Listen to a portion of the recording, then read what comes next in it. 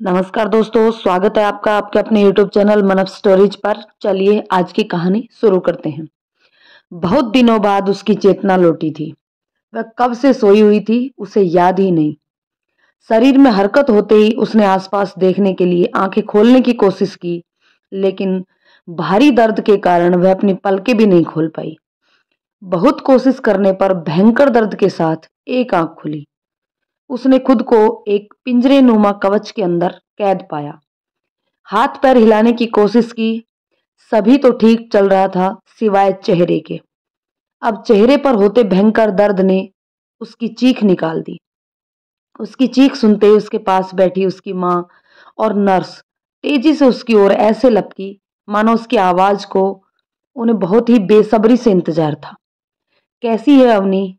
Mummy की उत्तेजना और दर्द में डूबी आवाज को सुनकर वह समझ गई थी कि मम्मी उसकी एक आवाज सुनने के लिए कितनी आतुर थी। मम्मी, मैं कहाँ हूं? कहराते हुए बड़ी मुश्किल से उसके मुंह से अटक अटक कर शब्द निकले थे। बेटा, अस्पताल में। मम्मी ने बड़ी मुश्किल से अपने आंसू रोकते हुए कहा। पानी, पानी पीना है मम्मी। सिर में उठती भयंकर पीड़ा और सूख कर पड़पड़ा गए होठों के ऊपर बमुश्किल जीभ फिराती अवनी को अनुभव हो रहा था कि वह मानो मरुस्थल में गर्म रेत के भीतर सिर से धसी थी और सूरज अपनी सारी उष्मा एकत्रित कर उसे भस्म करने को प्रतिबद्ध था। पानी, हाँ बेटा, पानी मैं अभी देती हूँ। सुनते ही बदहवास माँ अस्पताल के उस कक्ष के बाहर नर्स से पूछने भागी कि पानी देना है या नहीं। माँ की तेज आवाज में कहते बाहर जाता देख उसने उठने की कोशिश की। शरीर ने कोहनियों पर हाथों को टेकते उठने की थोड़ी हरकत की, पर शक्तिहीन हुआ उसका शरीर निस्तेज पलंग पर ही पड़ा रहा। वह यह सोचकर घबरा गई कि शायद अब उसके शरीर पर मस्तिष्क का नियंत्रण नहीं रहा था। उसने याद करने की कोशिश की कि यहाँ आने से पहले आखिरी बार हुआ क्या था। सिवाय इसके उसे कुछ भी याद नहीं था कि वह केमिस्ट्री लैब में बच्चों को प्रैक्टिकल डेमो दे रही थी कि तभी उसके हाथ में लिया फ्लास्क एकदम से धमाके के साथ उसके मुंह पर फट गया था। ऐसा क्या था उस फ्लास्क में? असहनीय चेहरे पर उठे दर्द ने उसकी सोचने की शक्ति को भी बहुत ही छिन्न कर दिया था। वह पुनः चेतना शून्य हुए जा रही थी कि तभी माँ की उसे पुकारती आवाज उसे बड़ी दूर से आती हुई उसे प्रतीत हुई। ले बेटी पानी। अपने होठों पर ठंडी चम्मच के स्पर्श ने जैसे उसे तृप्त रेत में चेतनाहीन होने से बचा लिया था। पानी को चाटती उसकी लपलपाती जीभ माँ की आंखों को पानी दे रही थी। एक आंख अभी भी पलकों की जबरदस्त चिपके होने से नहीं खुल पा रही थी, बस दूसरी आंख ही उसे अपनी माँ की धुंधली दर्शन करा पा रही थी। शुरू से ही मेधावी रही अवनी ने जब केमिस्ट्री विषय में यूनिवर्सिटी टॉप किया था, उसके बाद करियर बनाते हुए सभी विकल्पों को दरकिनार कर अपने स्वर्गवासी पिता को आदर्श मानते हुए उसकी तरह ही अध्यापन कार्य को ही अपने जीवन का उद्देश्य बनाना चाहा। तो एक हल्के विरोध के बाद उसकी माँ ने उसकी इच्छा पर अपनी स्वीकृति की मोहर भी लगा दी थी। कॉलेज से ही जो प्रेम बीज आकाश के रूप में उसके जीवन की बगिया में प्रवेश कर गया था, वह पढ़ाई पूरी करते करते घने वट वृक्ष का रूप धारण कर चुका था और उनके प्रेम की स्वीकृति दोनों परिवारों की हाँ के बाद हुई। इनकी सगाई से परिणति में बदल गई। उसके पीएचडी करते करते ही उसका चयन इंटर कॉलेज में प्रोफेसर केमिस्ट्री के प्रवक्ता के पद पर हो गया था। अब तक करियर में उसके साथ चलने वाला आकाश थोड़ा पिछड़ गया था और चयन को हुए इंटरव्यू में सफलता की मोहर लगने में असफल सिद्ध हुआ था। लेकिन उसे अपनी असफलता अवनी की सफलता के समक्ष गौण लगी थी। वह अपनी ही खुशियों में ही बहुत खुश था। वह जब भी प्यार से कहते हुए अपनी बाहों में फैलाता, तुम अवनी यानी कि धरा, मैं आकाश, तुम्हें अपनी आगोश में भरने को तैयार हूं। खरगोश की मानिंद भागती हुई उसकी बाहों में समा जाती और जब वह प्यार से उसके चेहरे को अपने हथेलियों में लेता तो उसे अपना चेहरा मोम सा पिघलता लगता। पिघल, हाँ, पिघल ही तो रहा था उसका चेहरा। आज उसे लग रहा था मानो उसके शरीर का मांस अपनी जगह छोड़कर पिघला जा रहा था और उसकी उंगलियां स्वयं उस तप्त मांसपिंडों चेहरे से अलग करने को बेकरार थी। वह उन्हें नोच कर उस जलन से मुक्ति पाना चाहती थी। उसने जैसे ही अपना हाथ खींचना चाहा, हाथ में लगा ड्रिप स्टैंड से अटका होने के कारण स्टैंड भर भरा कर गिर गया। ड्रिप सेट हाथ से के कैनुला से अलग हो चुका था। वह चीख चीख कर रोना चाहती, पर खिंचती हुई उसके चेहरे की मांसपेशियां उससे रोने का अधिकार भी छीन चुकी थी। जहां ड्रिप सेट के गिरने से नर्स भाग कर आ चुकी थी, वहीं उसकी सुबकती आवाज को सुनकर माँ उसके पास आकर रोने लगी थी। माँ का रोना सुनकर जैसे वह स्वप्न से जागी और याद करने लगी पापा से किए हुए वादे को कि वह मम्मी को कभी दुखी नहीं होने देगी। सोचकर उसने अपनी असहनीय पीड़ा को एक तरफ कर माँ से धीरे से चुप हो जाने को कहा और कहा कि उसे कोई ज्यादा तकलीफ नहीं थी। माँ को क्या समझ में नहीं आ रहा था कि वह किस परिस्थिति से गुजर रही थी। अवनी की बात सुनकर माँ बिना आवाज करे धीरे धीरे सुबकने लगी। आकाश कहाँ है मम्मी? आता होगा, एफआईआर दर्ज कराई है उसने।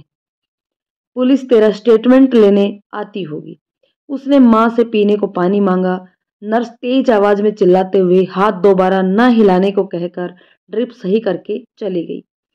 मम्मी धीरे धीरे उसके पैरों को सहला रही थी और वह एक बार फिर तप्त रेत में बहते लावे में डूब उतर रही थी।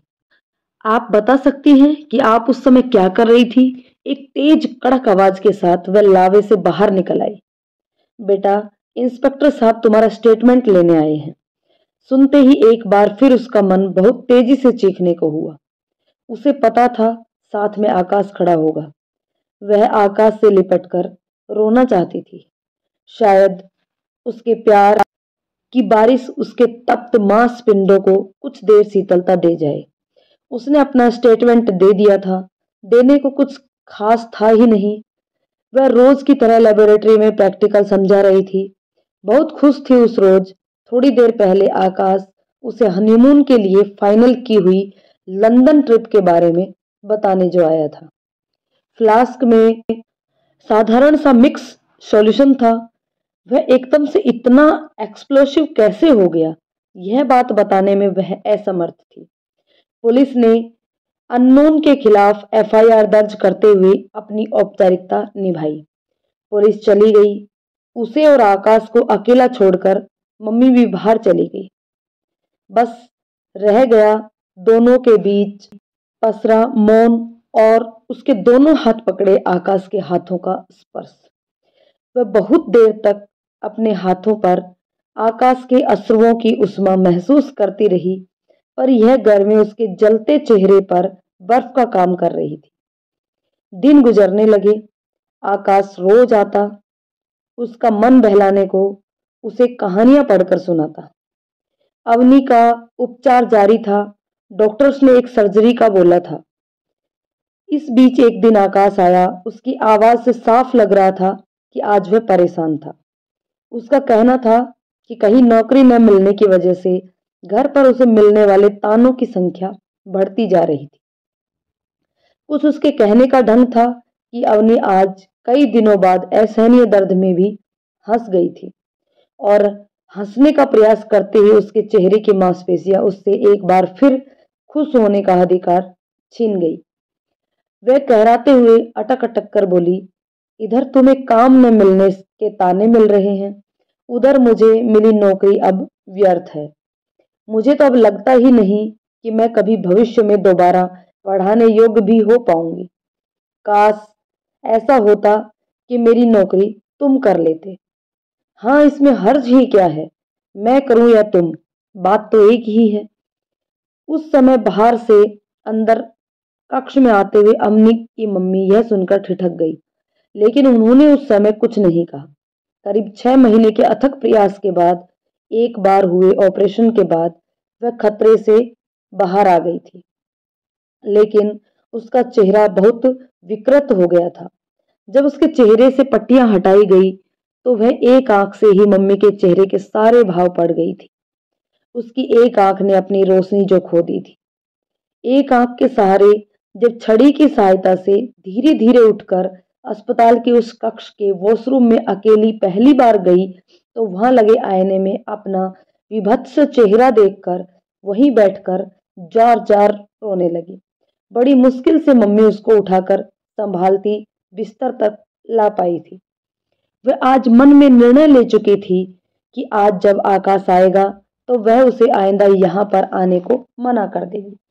हृदय की गहराइयों में आकाश को जिस कोमलता से उसने बसा रखा था, उसे यूं अपना विभत्स चेहरा दिखाकर वो मजबूर नहीं करेगी।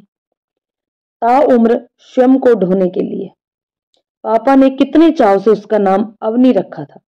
जन्म से ही उसके चेहरे पर फैली मुस्कान देखकर पापा ने कहा था कि उसका ओजस्वी चेहरा देखकर उन्हें स्थायित्व का भाव आता है, और धरा से ज्यादा स्थायित्व और क्या होगा जो पूरी प्रकृति को अपने ऊपर स्थायी रूप से धारण करे हुए थी। बस उसका नामकरण हो गया अवनी, और उसने उस नाम को सार्थक करके भी दिखाया था, चाहे कितनी भी विकट परिस्थितियां क्यों ना आ जाएं। वह कभी विचलित हुए बिना साहस धारण किए रहती। फिर आज उसका साहस कहाँ जाता रहा था। आकाश की असीमित प्यार ने उसके साहस के कवच में सेंध लगा दी थी। अब तो उसका साहस और धैर्य आकाश की एक प्यार भरी उसे पुकारती आवाज का मोहताज था। वह कैसे आकाश के बगैर रह पाएगी, यह सोचते सोचते उसके गर्म अश्रु उसके चेहरे को और पीड़ा पहुंचा रहे थे। मन से हार चुकी आंसू बहाती वह कब सो गई उसे खुद पता नहीं चला। थोड़ी देर में मम्मी और आकाश की आती तेज आवाजों के बीच उसकी नींद खुली। देखिए आंटी जी, इसमें हर्ज ही क्या है, सर्विस मैं करूं या अवनी, ध्यान तो उसका मुझे ही रखना है। आकाश के स्वर में आज अलग सी तलखी थी। अपनी बेटी का ध्यान रखने को मैं अभी हूं, मम्मी की कपकपाती आवाज ने उसे विचलित कर दिया था, पर वह अभी भी सोने का उपक्रम करते हुए ध्यान से दोनों का वार्तालाप सुन रही थी। पर सोच लीजिए आंटी जी, अभी अवनी की कई बार प्लास्टिक सर्जरी होनी है, अकेले आप कैसे मैनेज कर पाएंगी। आकाश को लगभग धमकाते हुए बोलते हुए सुनकर तो उसे विश्वास ही नहीं हो रहा था कि उसका वह आकाश था जिसने कभी एक शब्द भी मां से ऊंचे स्वर में नहीं कहा था।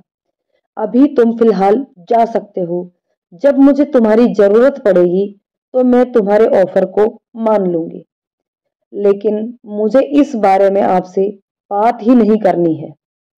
मैं अवनी से बात करके ही जाऊंगा। मम्मी के कहते ही आकाश एकदम से अग्रेसिव हो गया था।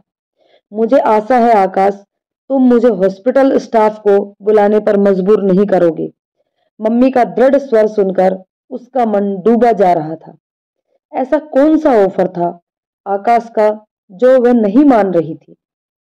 ठीक है, मैं इस विषय में अवनी से ही बात करूंगा। और घमंड किसका है आपको, अब देखा है आपने अपनी लड़की का चेहरा। वह जाते हुए आकाश को आवाज देना ही चाहती थी कि उसने देखा आकाश पूरी ताकत से उसकी मम्मी को देखता हुआ एक लात दरवाजे में भरपूर जोर से मारते हुए निकला था। वह आकाश का यह रूप देखकर सहम गई थी। न जाने कितने घंटे वह सिर में सिर मिलाए पार्क में एक साथ बैठे रहते थे। वह कितना ही क्यों ना तंग करती आकाश को, लेकिन वह बदले में बस मुस्कुराता रहता।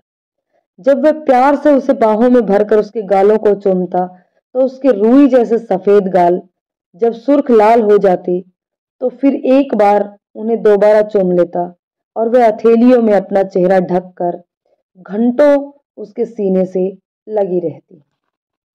वह कहता, इन गालों और चेहरे पर उसका पूरा अधिकार है, वह इन्हें चूमने से उसे कोई नहीं रोक सकता। फिर आज वह कैसे भूल गया था कि यह बिगड़ा हुआ चेहरा अभी भी उसी की धरोहर ही तो था। मम्मी कुछ तो बताने को तैयार नहीं थी। उसे बात जानने की को परेशान और व्यथित देखकर उनसे रहा नहीं गया। उन्होंने बताया कि आकाश चाहता था कि अवनी अपनी जॉब से इस्तीफा दे दे, जिससे रिक्त हुआ पद आकाश को आसानी से मिल सकता था। माँ कहकर दवाइयाँ लेने बाहर चली गई थी। अवनी के मस्तिष्क में कई तरह के विचार आ जा रहे थे। वह तो स्वयं ही आकाश को अपनी जगह नौकरी करने का ऑफर पहले ही रख चुकी थी, फिर इतनी आतुरता क्यों? तभी उसके कक्ष में आई एक नई नर्स ने उससे पूछा कि अभी जो महाशय यहाँ से गए थे वह आपके कौन है? जब अवनी ने आकाश को अपना मंगेतर बताया तो वह दंग रह गई कि इस उसको सकते में देखकर जब अवनी ने पूछा, आप उन्हें कैसे जानती हैं? पिछले हफ्ते उनके साथ मेरी चचेरी बहन की सगाई हुई। कहती हुई नर्स उसे स्तब्ध छोड़कर बाहर चली गई। दवाई काउंटर पर भीड़ होने के कारण मम्मी अभी लौटी नहीं थी। तभी उसके पास रखा उसका फोन घनघना उठा। आकाश का नाम स्क्रीन पर देखकर वह एक बार फिर शून्य में पहुंच गई थी। बड़ी मुश्किल से कपकपाते हाथों से उसने फोन उठाया। मम्मी के बताए अनुसार आकाश की इच्छा देखकर उसने कल पेपर्स लेकर आकाश को आने को कह दिया था। आई लव यू कहकर जब आकाश ने फोन रखा तो आज इन शब्दों में उसके चेहरे पर एक बार फिर लावा सा फैला दिया था। अगले दिन आकाश आया जब उसने नौकरी से इस्तीफे के पेपर अवनी के आगे करे और कहा अब वह आसानी से बिना किसी के तानों को सुने उसका इलाज करवा पाएगा। आज अपनी पहली बार महसूस कर रही थी कि आकाश उसके विकृत हुए चेहरे को कभी देखता ही नहीं था। वही बावरी हुई बस उसे निहारती रहती थी और वह तो बस इधर उधर देखकर समय बिताता था। आज भी जब वह कुछ इस प्रकार का ही कर रहा था तब अवनी बोल पड़ी, आकाश जब नौकरी ही चाहिए थी तो पहले ही बता देते, मेरी जिंदगी बिगाड़ने की क्या जरूरत थी? सुनते ही आकाश सकते में आ गया था। यह तुम किस तरह की बातें कर रही हो? मैंने कब तुम्हारी जिंदगी बिगाड़ी? मैं तो तुम्हारे एक्सीडेंट होने के बाद से लगातार यहाँ आ रहा हूँ। एक्सीडेंट नहीं आकाश, प्लान्ड क्राइम। उस दिन तुम मुझे लंदन हनीमून की ही खबर देने नहीं आए थे, बल्कि मेरे फ्लास्क में एसिड में एक्सप्लोसिव मिक्स करने भी आए थे। मैंने तुम्हें लैब में फ्लास्क में के पास कुछ मिलाते हुए देखा था, लेकिन तुम्हारे प्यार में अंधी मैं जो उस समय ना देख पाई थी वह मुझे मेरी एक आंख ने आज दिखा दिया था। क्या क्या बकवास कर रही हो? हकलाते हुए आकाश बोलने लगा। मैं बकवास नहीं कर रही हूँ आकाश, आओ मेरे चेहरे को चूमो, तुम्हारा ही तो अधिकार है इस पर। खूब फायदा उठाया अपने अधिकार का।